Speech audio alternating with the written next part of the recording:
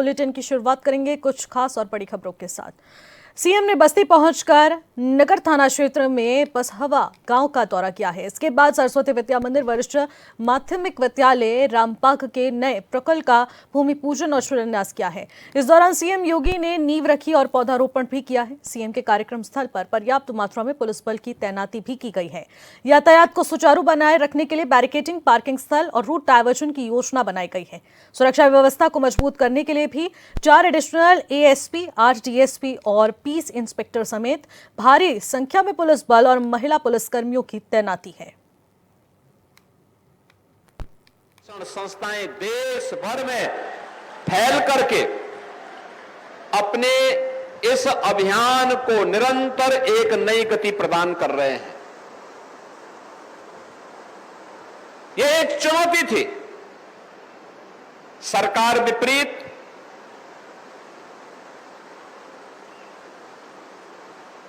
लेकिन उसमें हमें कार्यक्रम करना है। पाठ्यक्रम सरकार तैयार करती है, सरकार की मर्जी सहयोग करे न करे यह भी सरकार तय करती है, लेकिन बिना सरकार के सहायता के अपने दम पर, अपने स्वयंसेवकों के सहयोग से भारतीयता के प्रति अनुराग रखने वाले उन भारत के नागरिकों के माध्यम से सरस्वती शिशु मंदिर ने इस कार्यक्रम को आगे बढ़ाया। जब पक्की बाग में, गोरखपुर में पहला सरस्वती शिशु मंदिर स्थापित हुआ था तो उसमें छात्रों की संख्या थी मात्र 5 से प्रारंभ होता है और आज 12,000 से अधिक तो केवल सरस्वती शिशु मंदिर के अपने स्वयं के विद्यालय ही हैं। इतने बड़े पैमाने पर पूरे अखिल भारतीय स्तर पर, उत्तर से दक्षिण तक, पूरब से पश्चिम तक, ये वे संस्थान हैं जो पूरी प्रतिबद्धता के साथ, कौन सरकार रहे कौन न रहे, पाठ्यक्रम सरकारें क्या दे रही हैं इसकी परवाह किए बगैर बच्चों के अंदर भारत और भारतीयता के प्रति एक नागरिक के रूप में उन कर्तव्यों का बोध कराने के लिए, भारत को सुयोग्य नागरिक बनाने के लिए अपने इस राष्ट्रीय दायित्व का ईमानदारी पूर्वक निर्वहन कर पा रहा है। और यही कारण है कि सरस्वती शिशु मंदिर से निकले हुए छात्र आज जीवन के प्रत्येक क्षेत्र में समाज को नेतृत्व भी दे रहे हैं, समाज का मार्गदर्शन भी कर रहे हैं और समाज को एक नई गति देकर के प्रधानमंत्री मोदी जी के विकसित भारत के उस संकल्प के साथ जुड़ते हुए पूरी प्रतिबद्धता के साथ दिखाई दे रहे हैं। याद रखना, कोई भी देश शक्तिशाली हो, समर्थ हो, आत्मनिर्भर हो, इसकी शुरुआत होती है शिक्षा से। दुनिया के अंदर जब समृद्धि की चर्चा होती है और उनके द्वारा जो पैरामीटर तय होते हैं, उस पैरामीटर में सबसे पहला पैरामीटर आता है शिक्षा। शिक्षा कैसे होनी चाहिए, शिक्षा के पीछे का उद्देश्य क्या होना चाहिए। शिक्षा के बाद फिर स्वास्थ्य को प्राथमिकता दी जाती है, स्वास्थ्य के बाद कृषि और जल संसाधन को प्राथमिकता दी जाती है, इसके उपरांत कौशल विकास और रोजगार को, एम्प्लॉयमेंट को उसके बाद इसके साथ जोड़ा जाता है और फिर पर्यावरण को ध्यान में रख करके किस प्रकार का विकास हो जो पर्यावरण के अनुकूल हो। ये सभी पैरामीटर तय करने के बाद ही ये तय होता है कि अगर ये पैरामीटर आप तय कर रहे हैं तो समग्र विकास के इन लक्ष्यों को प्राप्त करने में सफल हो पाएंगे। और समग्रता के उस लक्ष्य को प्राप्त करने की मंशा के साथ जब कोई अभियान आगे बढ़ता है तो वह न केवल उस देश के हित में बल्कि मानवता के कल्याण का मार्ग वहीं से प्रशस्त भी होता है, वहीं से प्रशस्त होता है। ये केवल एक विद्यालय के भूमि पूजन और शिलान्यास का कार्यक्रम नहीं है, यह भारत के सुयोग्य नागरिकों को गढ़ने का और उन्हें आगे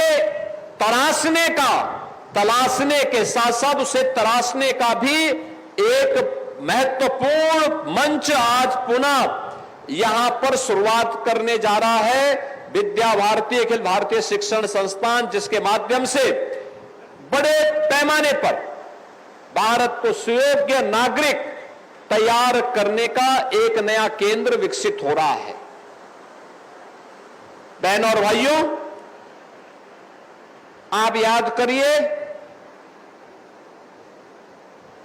भारत की आजादी के अमृत महोत्सव वर्ष पर प्रधानमंत्री मोदी जी ने देशवासियों से आगामी 25 वर्ष की एक कार्य योजना तैयार करने के लिए कहा। आगामी 25 वर्ष की कार्य योजना क्या? याद रखना, जब हम बिना किसी प्लानिंग के कोई कार्य करते हैं तो हम लोग चूक जाते हैं।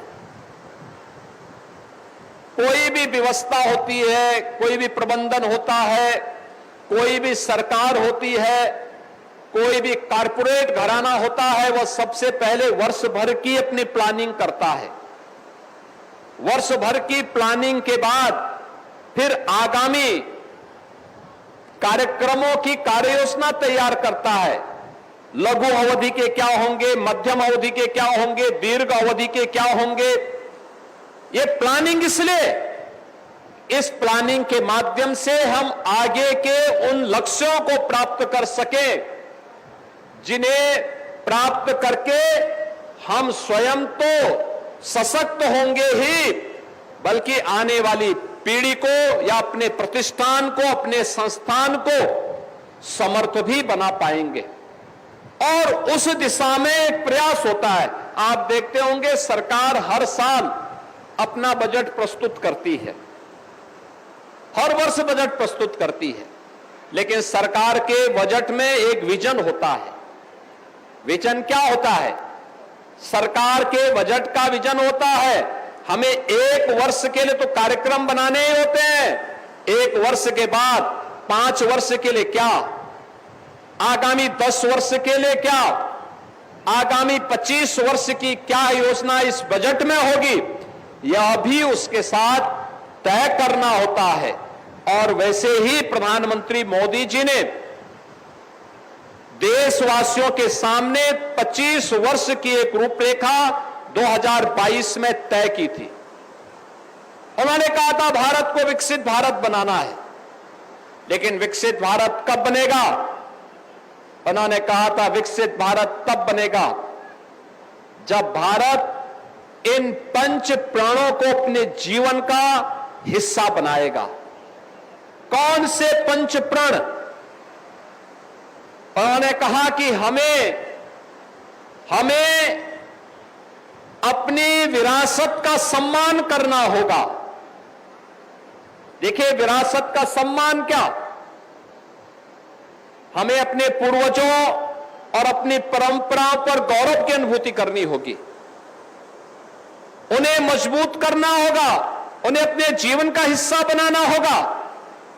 और उसी की कड़ी थी जब आपने देखा होगा पूर्वजों ने एक संकल्प लिया था, एक देश में 2 विधान, 2 निशान और 2 प्रधान नहीं चलेंगे, नहीं चलेंगे का उद्घोष 1953 में डॉक्टर श्यामा प्रसाद मुखर्जी ने की थी। और कश्मीर में शेष भारत का कानून लागू हो इसके लिए उन्होंने जब संघनाद किया था, इसके लिए उन्हें बलिदान देना पड़ा था। 1953 से लेकर के 2019 तक यह व्यवस्था कश्मीर के लिए चलती गई। कश्मीर में धारा 370 1952 में कांग्रेस ने बाबा साहब भीमराव अंबेडकर के न चाहने के बावजूद जबरन लागू किया, लेकिन डॉक्टर श्यामा प्रसाद मुखर्जी के इस संकल्प को साकार किया। एक देश में दो प्रधान, दो निशान, दो विधान नहीं चलेंगे, यह साकार किया प्रधानमंत्री मोदी जी ने जब कश्मीर में धारा 370 को समाप्त करके कश्मीर से आतंकवाद और किसी भी प्रकार के भारत विरोधी गतिविधियों की सभी प्रकार की उनकी गतिविधियों और साजिशों को एक झटके में समाप्त करके कश्मीर को भारत के कानून के साथ जोड़ने का काम किया। विरासत का सम्मान क्या? यही है जो आपने देखा होगा, 500 वर्षों का इंतजार जब समाप्त होता है, अयोध्या में रामलला का भव्य मंदिर का निर्माण होता है। विपक्षी दलों के लिए लगता था कि यह नहीं हो सकता, ये नहीं होना चाहिए, लेकिन संकल्प था राम भक्तों का और मर्यादा पुरुषोत्तम प्रभु श्री राम भारत के आदर्श हैं, भारतीयता के प्रतीक हैं। जब महर्षि वाल्मीकि ने नारद जी से पूछा कि मुझे कुछ लिखना है, ऐसा कौन सा आदर्श होगा जिसके बारे में मैं लिख सकूं, तो उस समय महर्षि वाल्मीकि को नारद जी ने यही कहा कि भाई ये देश के अंदर, वर्तमान में दुनिया के अंदर, इस धरती में एक ही चरित्र है जिस पर लिखा जा सकता है, और वह चरित्र राम का है, श्री राम पर लिखो। और उन्होंने उस समय क्या लिखा, कहां से शुरुआत की? उन्होंने एक शुरुआत की, रामो विग्रहवान धर्म, यानी राम स्वयं में धर्म है। धर्म के जो गुण हैं वे राम में साक्षात हैं, और वहीं पर रामायण जैसा दुनिया का सर्वश्रेष्ठ महाकाव्य महर्षि वाल्मीकि ने हमें दिया। हमें महर्षि वाल्मीकि की विरासत पर गौरव की अनुभूति है, हमें प्रभु राम की विरासत पर गौरव की अनुभूति है, हमें लीलाधारी श्री कृष्ण की परंपरा पर गौरव की अनुभूति है। हमने भारत के उन महापुरुषों के लिए जिन्होंने भारत के लिए योगदान दिया, भारतीयता के लिए अपना बलिदान दिया, देश की आजादी के लिए और स्वतंत्र भारत में भारत की सीमाओं की रक्षा करते हुए जिन्होंने अपने आप को बलिदान कर दिया, वे सभी हमारे लिए आदर्श हैं। उन सबका सम्मान करना और उनकी विरासत का संरक्षण करना, ये हर भारतीय का दायित्व है। प्रधानमंत्री जी ने इस विरासत के सम्मान करने के साथ हर भारतीय को जोड़ने की बात की। गुलामी के अंशों को सर्वथा समाप्त करना, याद रखना, एक प्रवृत्ति सी खड़ी हो गई थी। गुलामी की मानसिकता देश के अंदर इस कदर छा गई थी, हर भारतीय समझने लग गया था कि जो भारतीय है उसको हे दृष्टि से देखो, और जो विदेशी है उसको संपन्नता की दृष्टि से देखो। इस प्रकार की दुष्प्रवृत्ति पर आपने पिछले 11 वर्षों में रोक लगाते हुए देखा होगा।